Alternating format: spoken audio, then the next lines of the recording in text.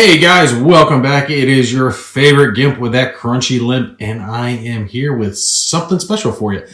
This one's going to be a little bit different from my usual review throughs, where normally I try to play the game as much as possible, like really play it to show you guys how it is, because I want you to be able to see how the game plays. Well, this one's not really going to be able to do that because you can't really solo this game. And you know what? That's fine. Every game can't be soloed. And this game, of course, is Undaunted Normandy. It is by one of my absolute favorites, David Thompson and Trevor Benjamin. Trevor, I don't know as much about you. Sorry, buddy. We'll have to chat later. I've definitely talked to David a lot, though.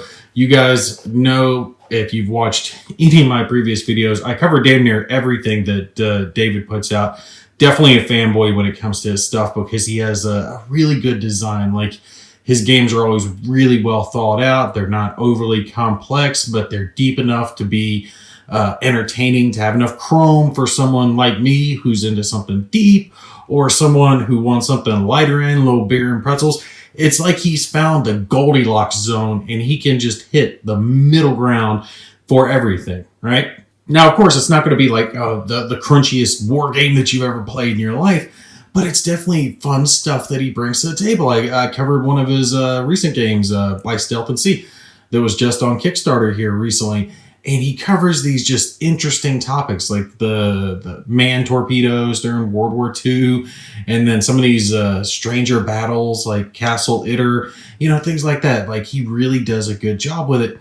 And this one, though, seems to be a little more generic. And I think he really nailed it of a war game that can be mainstream. Now, when this game first released, I held back a little bit because I knew it didn't play solitaire well. Now, there are some solitaire, like, homemade stuff on BGG that you can get access to.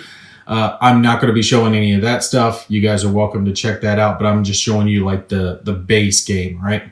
But my thing is, I didn't, struggle to get it right off the bat. I was like, I'll get myself a copy here in a little bit because I know I definitely want to cover it. And what really sucked is that I was like, okay, I've put it off long enough. I got to get this thing. And I went to order it, and first place I checked was out. I was like, okay, well, I'll go to the next place. Next place was out. Next place was out. It was like everywhere I looked was out. It was like everywhere was on back order, and I'll be like, damn. So I contacted him. I was like, hey, is there a way I can order one from you? Because I can't get it from anywhere. And he's like, yeah, hold on, let me check. And he got back to me. He's like, yeah, I'm going to have to send you one. Everyone's out. So, David, you are friggin' awesome, man. I really appreciate you taking that extra step. Before we get into the game proper, something I did want to show you that I really liked, and Gimpy's gal kind of touched on this. She barely mentioned it when she did her little guesses, but this insert for the game does very well because you can see the box is not large, right? So it's a smaller box, but everything fits in this insert perfectly. All right, so these are the remainder of the game tiles themselves. All of them fit in here perfect. You've got the unit tokens themselves. They go right here. You've got a little extra space if you want to tuck something there. Some of the counters themselves can go here, and I forgot to grab out a couple of the dice. We'll grab out a couple of D10s for use during our example, but as you can see, they fit right in there. And then you've got card decks for each side, which I am so expecting them to expand this and do something like with a Russian front, or no, Pacific Theater. Dude, David, do Pacific Theater. Do it. Japanese and the Marines. Seriously, Undaunted Pacific Theater. Make it happen. But anyway, underneath you see there's more space where you can fit tokens. So everything fits in this box. You do not have to use any baggies. Everything holds in there. I mean, it's not like perfect that nothing will slide around, but for its purpose here, this little plastic insert does excellent. When you got the rule books laid on top, it's just like that. Everything fits in there really quite neat. I got to give it to him. This is outstanding. I don't know if this is the designer or if this is Osprey Games. I don't have as much of their stuff, but whoever is responsible for this insert, for the way everything fits together, outstanding. Very good job. All right, so what can we call this game? What type of game would we say? And I would call it a card-driven or a light card-driven area control type deal. Okay, so I've got the first scenario set up here so we can show you guys the basic gist. In the game itself, it's not hard. It's very DVG like, that everything's kind of intuitive. Doesn't have as much of the player aids that I would have liked to see. Actually, their actions for each of the cards, which we are going to be going over what all these actions are here in just a few minutes. It is listed down in the rule book, but it is not listed anywhere else. I really would have liked to have seen that be a player aid. The thing is, though, it's really not that big of a deal. Everyone's going to know what, attack and move and scout and some of that stuff is. But you might need a reminder for things like bolster, which is where you're kind of getting extra troops, or inspire, which is kind of getting extra troops, but it's done in a little bit different way. So similar maneuvers, things like that. We'll cover those here in just a sec. But a little player aid would have come in handy, but that's pretty much the only gripe I've got with the game. Everything else is really top-notch quality. You've only got a couple of sheets of counters to worry about. Nice, thick counters. Very nice. They're pre-rounded, but they're all round, so I can not really hit on them. Here we go. We got one. You can see pre-rounded, no clipping or anything like that needed. They punch out real neat. And the map tiles themselves are already punched out, so you don't have to worry about that. Nice and smooth. And let's see, we got an empty one here, and you can here, nice and thick, same thickness as the counters themselves, but it's really nice. And of course, they are double-sided, because you can see in the bottom right 4B, 4A. So you've got plenty of tiles. I think there's 17 or 18 tiles in the game. With them being double-sided, it means you've got effectively 36 tiles that you can arrange in a number of different fashions. And they have cute little tractors, because my wife pointed that out when she did her guesses. She really loved that. And it looks good. I mean, just pull back for a little bit and look on the board. You can kind of see the square shape to it and everything, but it looks like a battlefield. But it's just area control, because you don't have to worry about anything else when it comes to this. You don't have to worry about lines of sight or rivers or this type of terrain. I mean, there's some hills, but pretty much everything you need to know is on the bottom of the tile itself, where it's got the defense icon, and it lets you know how much is defense, the tile's worth defensively if you're taking an attack, whether it's 1 or 2, just depending. And you can tell, like an open field, not going to be a whole lot of defense. Hedgerows, you'll have a decent amount of defense. Hills can vary, it's 3 or 1 depending on your situation. All right, so other than the tiles themselves, the counters, the gameplay counters, we do have unit counters, and I'll show you guys these real quick before we get into the cards themselves. You can see this is a rifleman, and it's just got a picture who they are. So it'll say rifleman, scout, sniper, whatever the unit type is. Bottom left, it's going to tell you their natural defense value, which you will add to this plus the range, and that's their defense that you have to meet or beat to attack them. That's it. It's so easy. Yeah. And then on the bottom right of the counter, you see this is squad B. So you can have up to 3 squads. You see on these counters, we've got a couple of A guys. We've got the A riflemen. We've got the A scouts, B riflemen, and B scouts.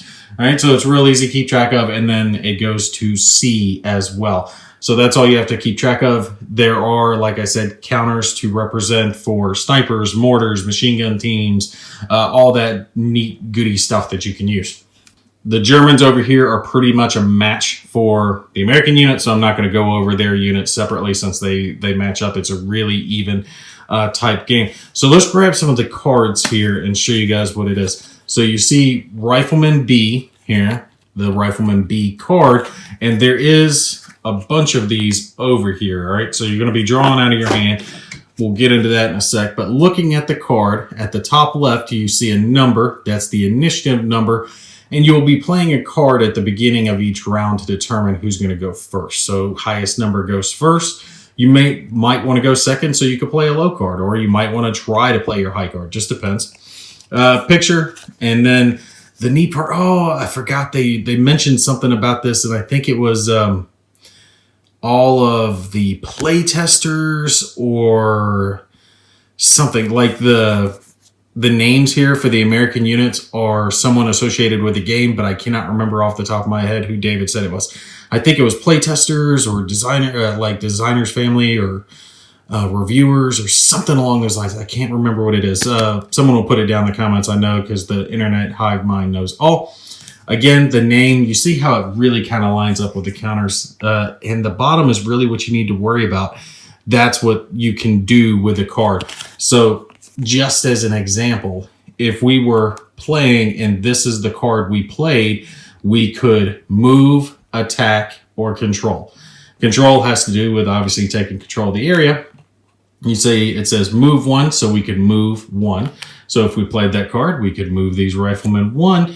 Thing is, you can only move to areas that are scouted or controlled, and that's where these little counters come into play. So you're going to want to send your scouts out first so they can scout the territory.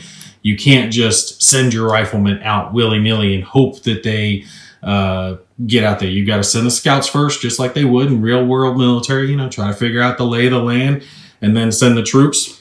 The attack on the card, tile sliding around.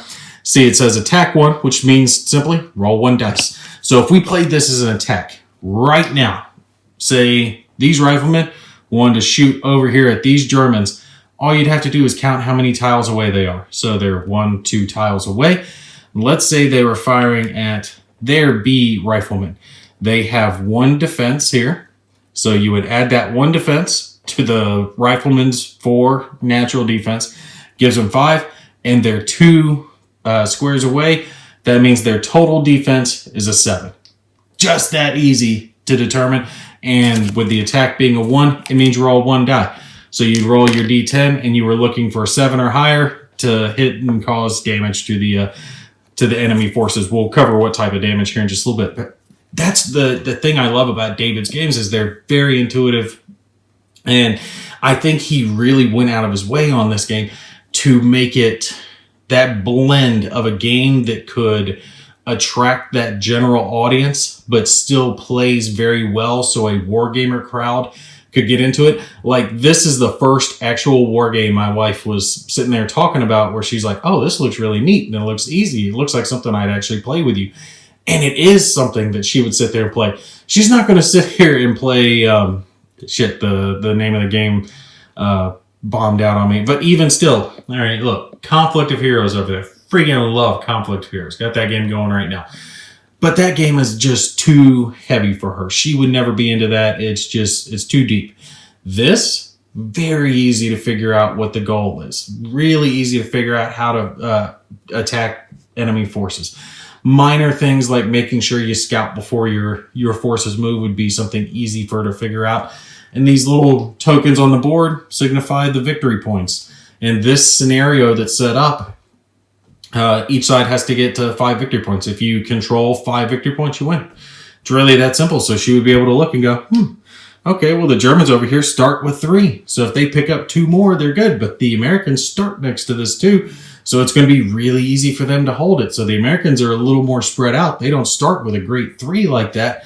But they can pick up this 2, this 1, all really quickly right off the bat. And then just straight on down the line to win the game. So that's the cool thing about it. It's asymmetrical. It's not perfectly balanced, but the forces are balanced enough that you can play a really easy game just back and forth and just have fun with it. And those non-war gamers, those non-heavy gamer people can have fun with it. The heavy gamer people can have fun with it because there is strategy. I'm rambling a lot, but like I said, this one is going to be just pretty much review because I can't play because there really is no solitaire for this. So let's show you guys a little more of the game. And just to help out, let's take and play just a quick round, right? For each side, show you guys exactly how this is going to work, okay? So I have got the cards for the American forces.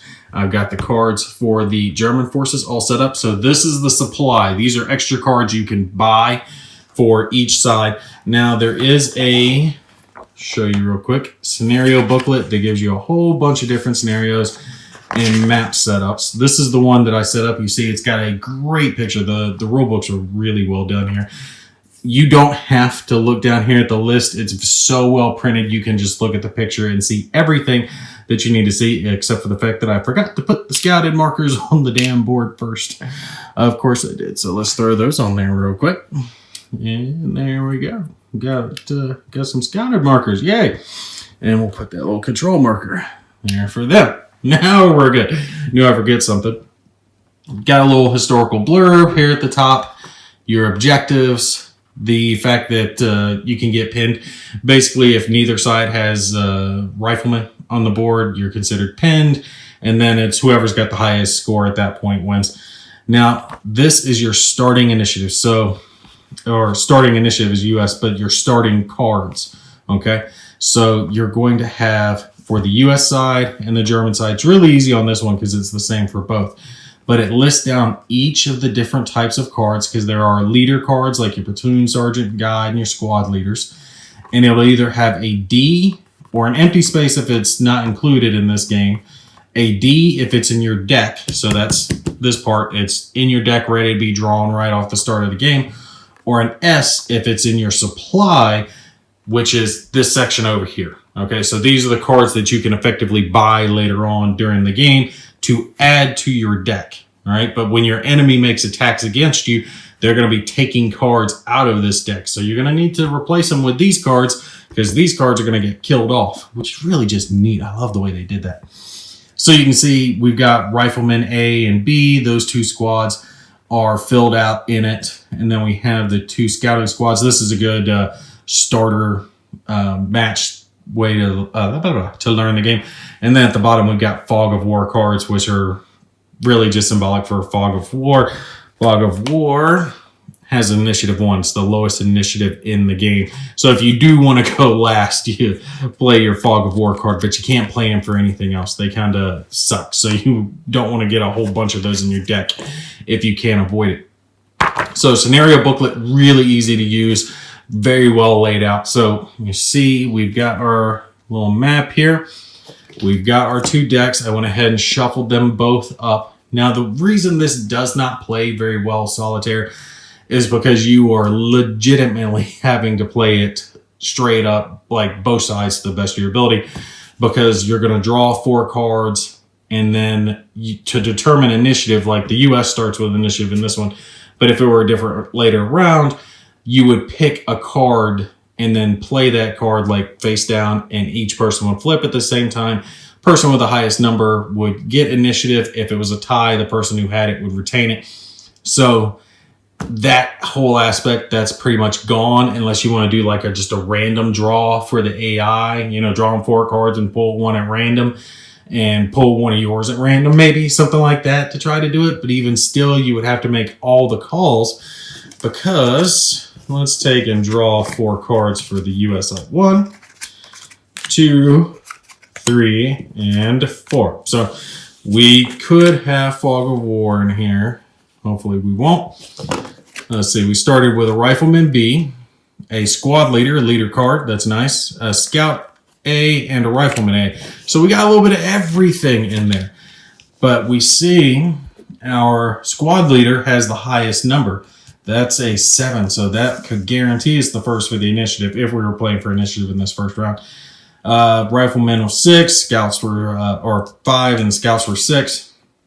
So we do have a fair amount of options available here to us. Now, a good page to turn to when you're first learning the game is this page. It has all the different actions listed down. I think there's a few on the other side. Yeah, combat actions are on the next page. Just to help you out when you're first learning the game. Like I said, for our leader down here, our squad leader, Bolster and Inspire are both similar in the way that they're played. So you would want to be careful on which one you were playing. So like Bolster, let's grab this. Take up to X, which that one says 2 cards from your supply and add them to your discard pile. If the card specifies a squad, only cards from that squad in your supply may be taken. So we see Squad Leader for Squad B could only take cards from Squad B. So what he could effectively do, say it's the US turn, we're playing our cards. If I wanted to play him for a bolster action, I could take a couple of cards, either a couple of riflemen, a couple of scouts, one of each, just 2 cards from squad B, and I would add them to my discard pile, not to my hand. The thing is, Inspire allows you to take it from your discard pile to your hand. Excuse me, not from your discard pile, from your play area, which is this area over here. So you see that one's listed down. Take X card. So 1 from your play area, add them to your hand, and that card could be played as normal this turn. And if it specifies a squad, it would have to be that squad. So let's say, as an example of wanting to play this, that we want to gain control of this. So we need to do a scout action. So we would have this guy scout. So we put this in our discard. Scouts A would move 2, and we could go 1 and 2 over to here. So we would have that scouted now and this scouted. So he's scouted 2 tiles.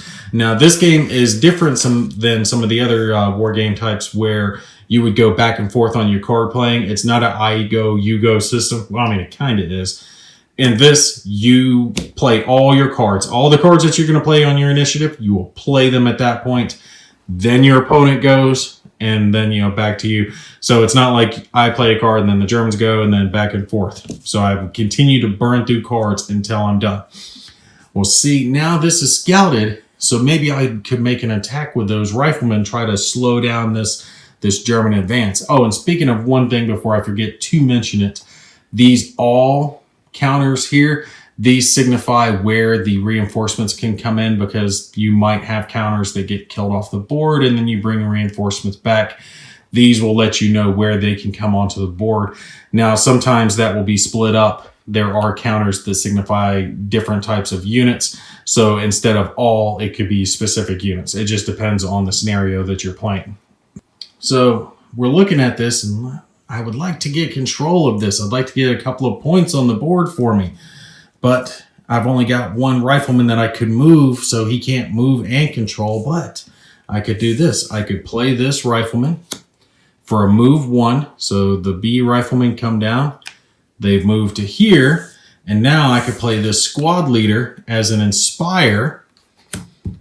Do that, I would take another B rifleman, and since I did the Inspire, it comes directly into my hand. I can go ahead and play it. I would go ahead and play it for its control, and bam, just like that, the U.S. forces took control of that section and got some points on the board. How beautiful is that? Now I've got 1 rifleman left. We could go ahead and move them over to here, not to gain control, just to move, so we could gain control later. So with the end of our first turn, we've scouted this little area here. We've gained control of 2 points, so now we're only 1 point behind the Germans. We're in striking distance of gaining control of the tying point, and we could continue to push down through here towards victory, but of course the Germans aren't going to let us just walk away with it. Unfortunately, though, looking at my deck, I've only got like 5 cards left in it, and I know 2 of those cards are Fog of War cards. So while I started off strong, I'm definitely not going to finish the next round strong. And of course, it's very easy. Once you've played out your deck, you simply shuffle your discard, start a new deck, and you're good to go. Because it's kind of like one of those deck building games, and the fact that you're going to be adding cards to it, and your enemy's going to be shooting those cards out of your hand as the game goes on. See, because the way it works is, let's say the Germans had shot at me and caused casualties, and say they had cost me a rifleman from the A squad. I would have to at first try to take that rifleman from my hand if I had it, but my hand being empty, I couldn't. Then I would go to my discard, and let's say they hit the A rifleman, I would have to remove this card from this match. It would just be gone. We'll show you guys that here in a sec. We'll have the Germans do an attack. But if there were none in the deck or in the discard, Then you would look through the deck to see if there's any and discard them from there. So really easy way to keep track of casualties in this game. Let's draw 4 cards for the Germans real quick. Because this game, oh god, it plays so well. I wish it were full-on solitaire because the components are great. The counters are great. The gameplay is great. It's just smooth. It's like butter. How do you say it in that Yankee Boston accent? Like butter. No, that was deep and redneck. It's like butter. I'm bad at it. So let's see. We've got 4. Now, unfortunately, one of ours is Fog of War. And now this is one of the only rounds, this first round, where you're going to actually have 4 cards in your hand, because usually one of them is going to be used for your initiative, right? So you would have that going on, but we can just throw that one to the side because that is not going to do anything, Fog of War card, so it just gets automatically discarded. Oh, and I just noticed that the back page of this does have a quick reference. I had missed that. So they did have a player aid. I have to retract my previous statement. It's just on the back page of the rule book. I must have looked at the back page of the scenario booklet. Oh, I'm so sorry about that. That was my bad. All right, so let's look here. We've got options here. We've got a couple of scouts, A and B. We want to try to open up some territory if we can. Want to go after some of these enemy forces. So let's take, and we would play A here. Discard this for a scout action. With our A scouts, have them go bing, bing, try to get some more territory. Grab, where are my tokens? Right here. Have these counted as scouted. And now you notice that it does have the control symbol, like I said, on the back side. So you just have to get the right troops in the right place to gain control. But you can't gain control unless it's already scouted. So there's like a progression. And you can't just move to an area that's already controlled by your opponent and then just flip it to your side. If they did like a control maneuver over here when I already have control, it would flip it back to scouted. It wouldn't flip it to their side. So let's say our Germans play that card. Now we could have them scout maybe a little bit further. See, they could do recon, maybe an attack. Ooh, actually, I'll show you this. Let's say we hadn't just thrown that in our discard pile. Instead, we played this for the recon action, and that recon action removes this Fog of War card from the game. So now they've got one less Fog of War card in their hand. Because something I forgot to mention is when we do our scouting actions here, we do have to take Fog of War cards. So I already added them to the Americans' hand. The Germans would also get a Fog of War card for each one of these tiles that they scout. So when you lay down these scouting tokens, you're getting extra Fog of War cards into your deck, but you can use those same recon cards to remove them by doing that recon action. So you can remove them from your deck. So it's kind of like this little balancing act. You don't want to have an overabundance of those cards because it can really bog down your damn deck and you won't be able to really do anything. It would really suck to draw like 4 Fog of War cards and be like, oh, well, I pass. It's your turn. So let's take our last action here and just do an attack just to do it. So we want to try to slow down the Americans that are moving over here. So we'll have their B rifleman fire at my B rifleman. Play that card. Remember, we got to count the range. So 1, 2. You're not counting the tile they're on, just the tiles to the target. So 1, 2, plus the 1. So that's 3, plus their defense, which we see is a 4. Gives us a 7. The attack value is a 1. So you just roll 1d10, and they got a 2. So that attack missed, woo, and leaves us in a good place. But that would finish out the German turn, and we would get ready to start another round, drawing another 4 cards. All right, I went ahead and grabbed out a few extra cards that are included in this first scenario so I could show you guys really quick what they're all about as well. We can see our sniper card here. Real basic, has the ability to stalk, which is really just allowing you to move into unreconned areas. And attack 3 dice. So you can see they can really put the hurt down range, but you would expect it from a sniper. Mortar, move, obviously blast. Blast is an ability where, you know, they're blowing crap up, so they can hit all the targets in a square. I keep wanting to say hex, but I keep stopping myself. In a square instead of just one. Because when you make your attack, let's say these riflemen fired over into the square, they wouldn't be hitting everyone. They would have to choose who they were attacking. A mortar doing a blast attack wouldn't. And they have the ability to target, so they could target a square up to 3 squares away from them for where their blast is going to come down onto. And then we have machine gunners as well. These machine gunners, and of course, I should grab these and throw it with it. They all have their own little counters as well that go with them.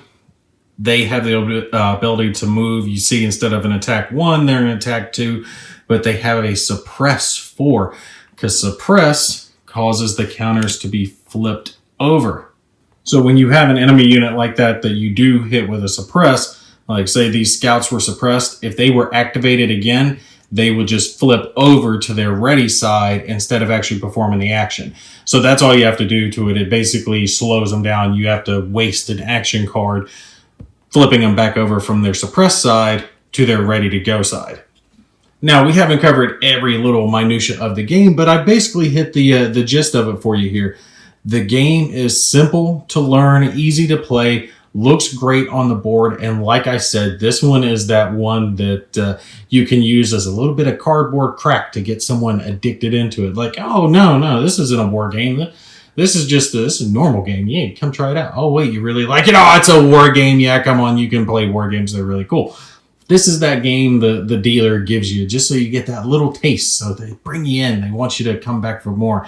Unfortunately, it's not free like they do. YouTube's going to be going down on me for my stupid shit.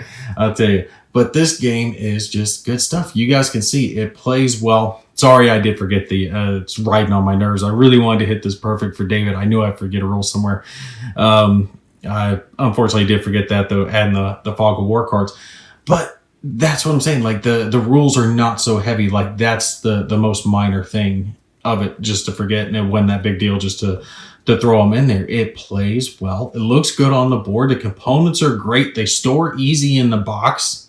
I would tell you guys to buy it, but you can't buy it because it's too damn hard to find. I am sure they're doing a reprint of the game, though. They would be absolutely stupid not to, since it's sold so freaking well the first time. So I fully expect that. I would expect David to do a sequel. Do a sequel, Dave. Do a sequel. Put some tanks in it or something like that. Although I can see why he didn't, because he wants the game to be simple enough to play well, play easy. This reminds me of the first game of his I think he released.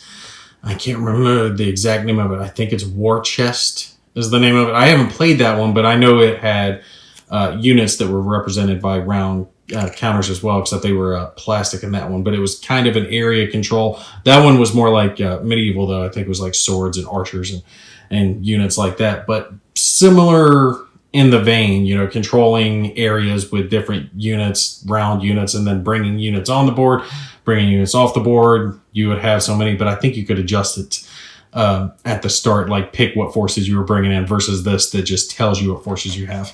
But yeah, we'll go ahead and stop here. Sorry, I'm not doing a full-on review through of it. It just, like I said, it doesn't play really, I think, that well solitaire yet.